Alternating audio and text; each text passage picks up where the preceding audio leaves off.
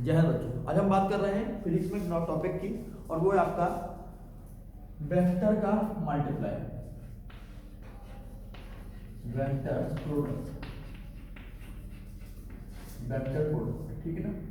चलिए, ये vector product की बात करें तो क्या है।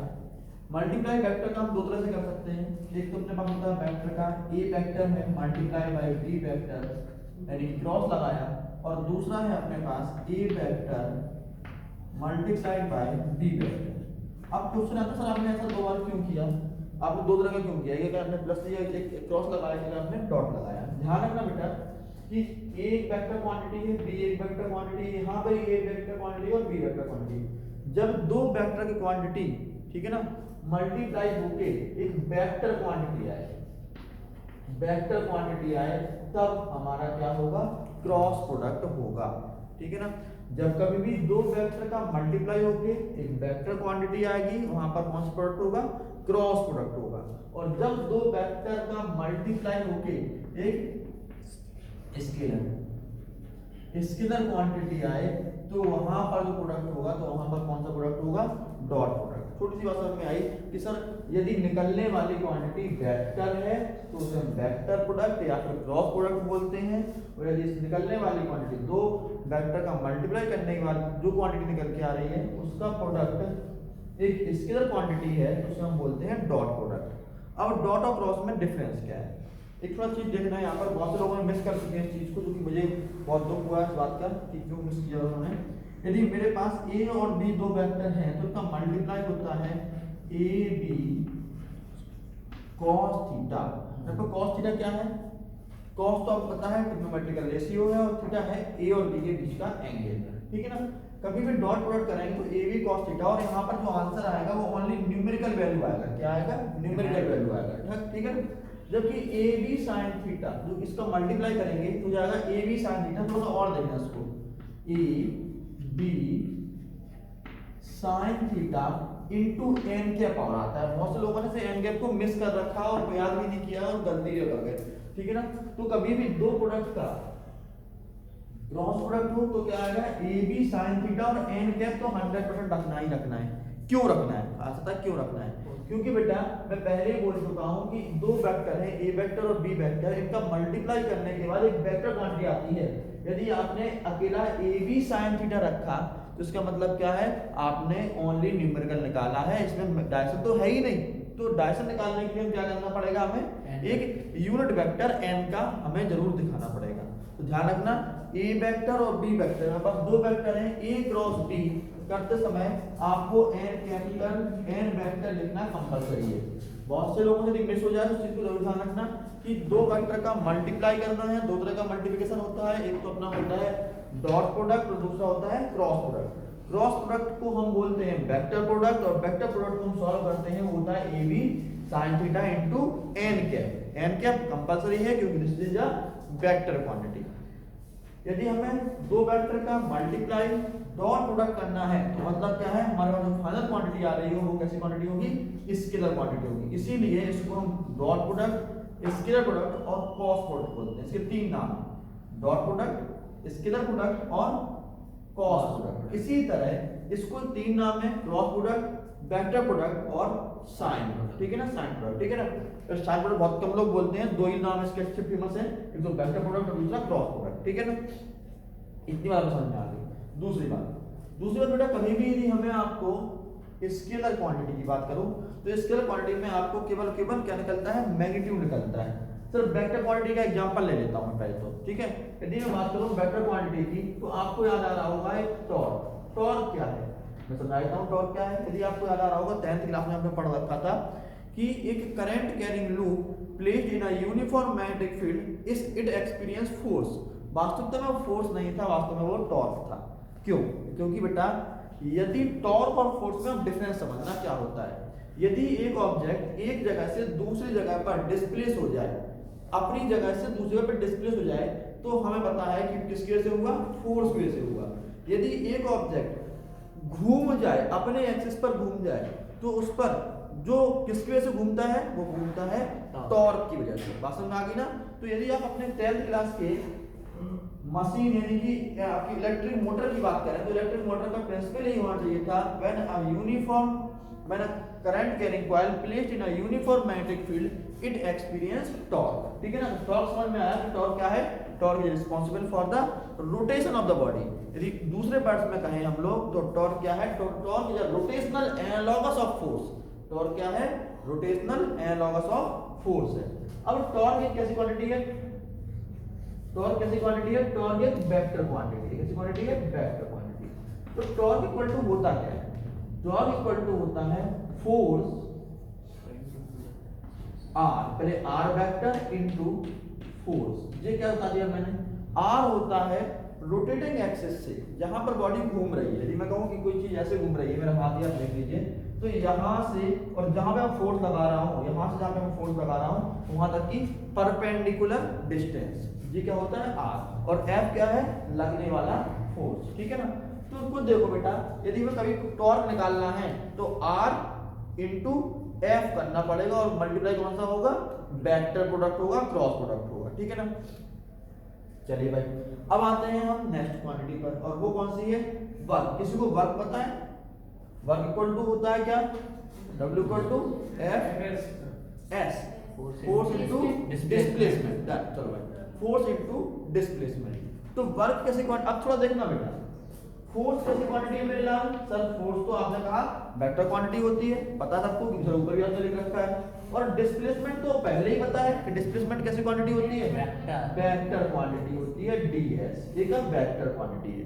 तो क्या ये जो प्रोडक्ट आएगा वर्क, क्या ये कैसा प्रोडक्ट होगा? सर ये आपका स्केलर, देखो मैंने लगाया नहीं, स्केलर प्रोडक्ट है।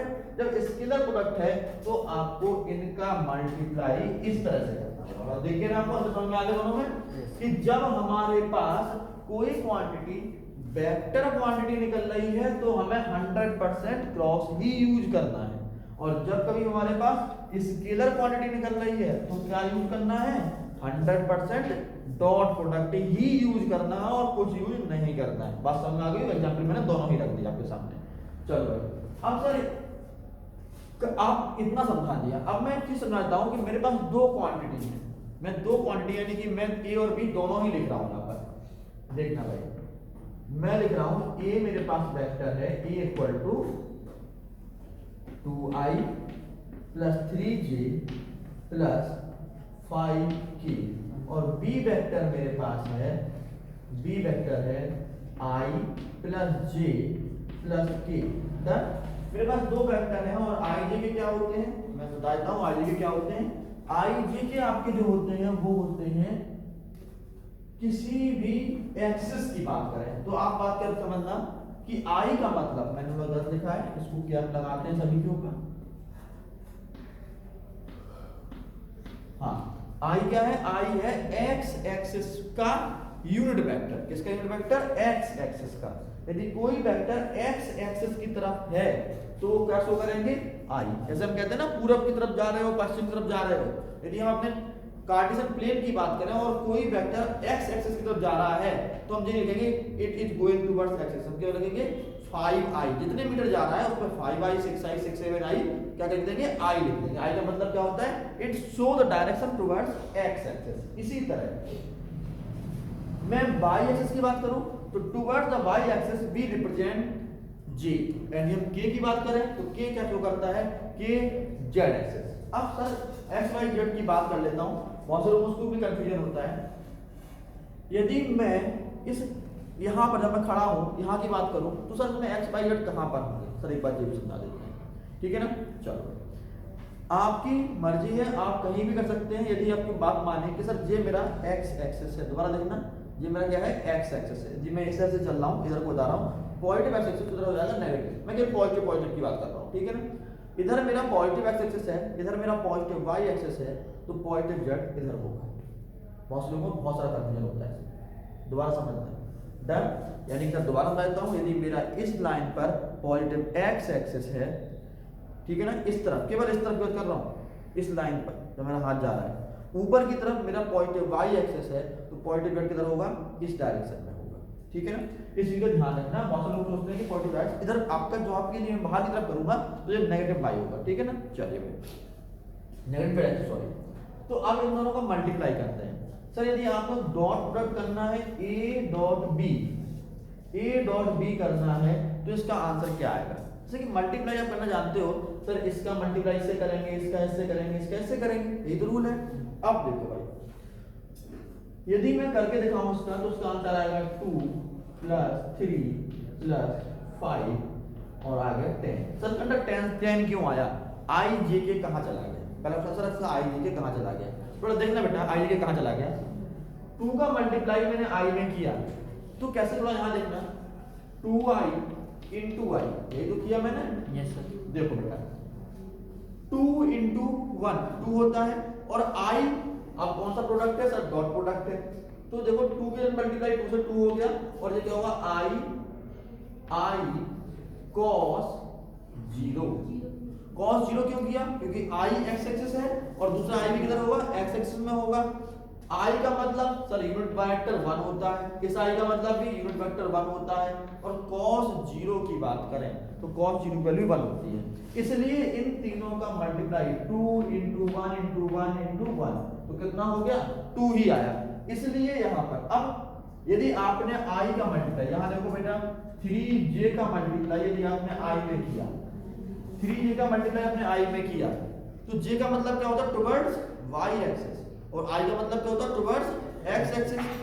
x एक्सिस और y एक्सिस कितने डिग्री क्या बनाते हैं? 90 डिग्री का। और cos 90 रिप्रेजेंट, cos 90 वैल्यू कितनी होती है? 0 होती है, इसलिए सारी की सारी वैल्यू 0 हो जाएगी।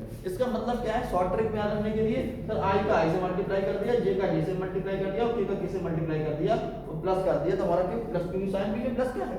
तो हमारे पास 10 यूनिट क्या निकल आया? आंसर निकल आया 10 यूनिट।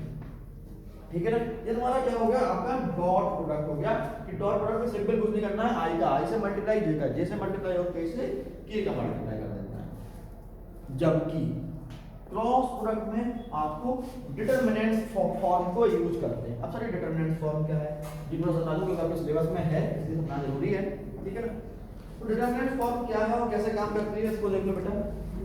यदि मेरे पास डिटरमिनेंट फॉर्म कैसे सॉल्व करना है, देखना a क्रॉस b सॉल्व करना है मुझे। सबसे पहले आपको लिखना है i j और k, आपने i j के लिख लिया। अब इसके वैल्यू लिखिए 2 3 5 2 3 5 और इसकी वैल्यू की 1 1 1 1 1 1। अब क्या करें? सबसे पहले i को दो लाइन छुपाएंगे, i को इस लाइन को छुपाएंगे और i को यहाँ छुपाएंगे। क्या बच रहा है हमको? 3 5 1 1 बच रहा है। देखना कैसे सॉल्व होगा। i ब्रैकेट में i डिटरमिनेंट का साइन लगेगा 3 5 1 1 माइनस j, रूल होता है पहला प्लस दूसरा माइनस तीसरा प्लस। ठीक है ना? तो माइनस j, फिर ब्रैकेट आपने डिटरमिनेंट का साइन लगाया, इसको छुपाएंगे पूरी लाइन को 2 5 1 1 2 5 1 1 प्लस k और फिर डिटरमिनेंट का साइन लगाएंगे तो क्या मिल रहा हमें? 2 3 1 1 2 3 1 1। डन। कितना काम समझ में आ गया? सर k को पूरा छुपा लिया, 2 3 1 1 आ गया, i को छुपाया 3 5 1 1, j को छुपाया 2 5 1 1 और k को छुपाया 2 3 1 1। अब क्या करना है? इसका इससे मल्टीप्लाई माइनस इसका इससे मल्टीप्लाई। कैसे? i ब्रैकेट में 3 माइनस 5 माइनस j ब्रैकेट में 2 1 जा 2 माइनस 5, जो माइनस रूल लगाना 5 रूल का है, सर 5 करते हैं तो, और प्लस के 2 1 जा 2 माइनस 3, क्या निकल के आया अपने पास? माइनस के 2i प्लस के 3j माइनस के आंसर। यानी कि आपका खुद देखो कि क्रॉस प्रोडक्ट में हमें डायरेक्शन मिल रही है i j के, बट डॉट प्रोडक्ट में हमें क्या मिल रहा है? डायरेक्ट आंसर मिल रहा है, न्यूमेरिकल वैल्यू मिल रही है, इसलिए इसको हम क्या बोलते हैं? इसके दर ओनली न्यूमेरिकल। सेम क्वांटिटी है, सब कुछ सेम है। डॉट प्रोडक्ट में आपने क्या किया? सर i j के निकाला और क्रॉस प्रोडक्ट में आपने i j के की जरूरत ही नहीं पड़ी। ठीक है ना? चलिए, यानी आप डॉट प्रोडक्ट और क्रॉस प्रोडक्ट करना बहुत सीख गए हैं। इससे अधिक जरूरत पड़ेगी तो मैं आपको सिखाता रहूंगा प्रॉपर्टी, क्योंकि सबके ऑलरेडी 4th चैप्टर में मुस्लिम प्लेन वाले चैप्टर में आपको ये पढ़ चुके हैं, इसलिए मैं थोड़ा सा आगे जरूर पड़ेगी न्यूमेरिकल में। इसलिए मैंने आपको पिक कर लिया, ठीक है। चलिए अब आते हैं आपके फ्रिक्शन की वैल्यू पर, और उसका नाम है काइनेटिक फ्रिक्शन, ठीक है।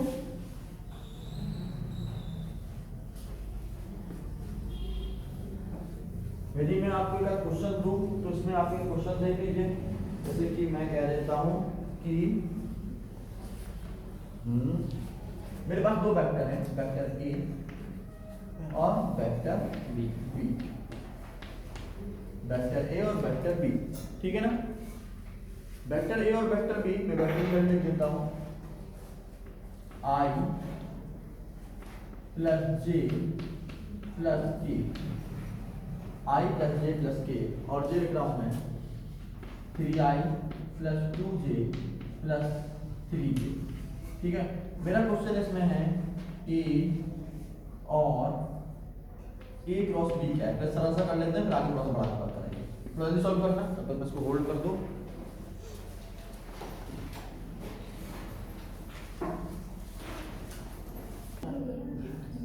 हाँ भाई, आई जे के, ठीक है ना बेटा, थोड़ा यहाँ देख लेना 1 1 1 3 2 3, आपने लिखना आई 1 1 2 3 माइनस जे 1 1 3 3 प्लस के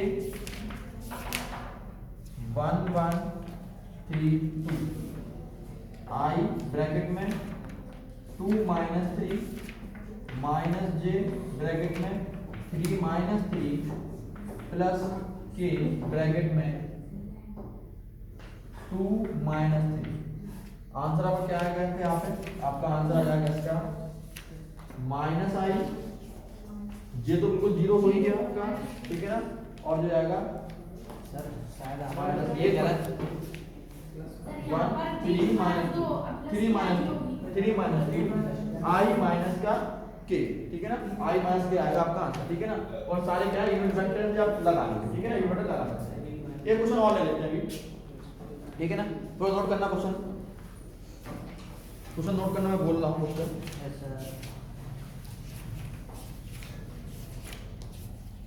find the unit vector, find the unit vector perpendicular to vector A equal to 2i plus j minus k, और B vector equal to I minus j plus 2k, ठीक है ना। Find the unit vector perpendicular to A vector जो आपको लिखा हुआ है 2i plus J minus K, and B vector लिखा हुआ है i minus J plus 2k। हाँ, इनके परपेंडिकुलर यूनिट वेक्टर निकालना है।